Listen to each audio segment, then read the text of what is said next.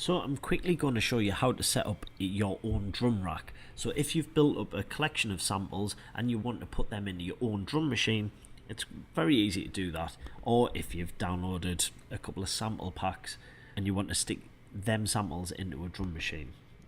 So if I just create a new MIDI track, and this time I'm going to select an empty drum rack. So double click on that and you'll see it's got no samples in, everything's grayed out.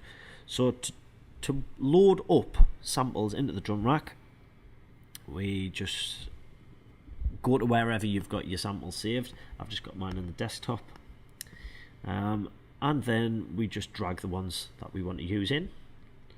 So drag them in there.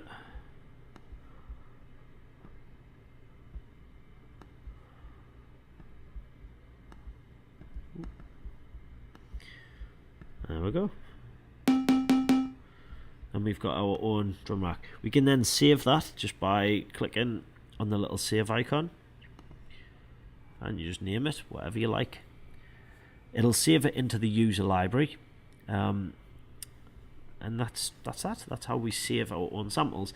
There are two different instruments we can use. So if we go on, if you don't want to use the drum rack, we can use Impulse. So Impulse gives us a couple of different options. So same thing again, just drag the samples into it.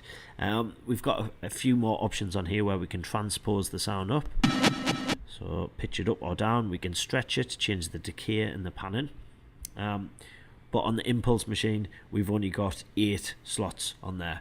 This is more for if you want to play using drum pads. It's a bit easier to kind of configure if you have a MIDI device or something.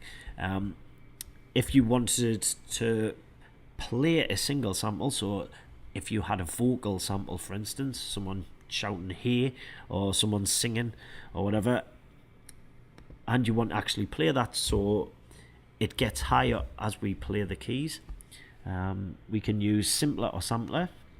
So if we load that up and we just stick in one of these samples, we can then actually play the sample using the keyboards.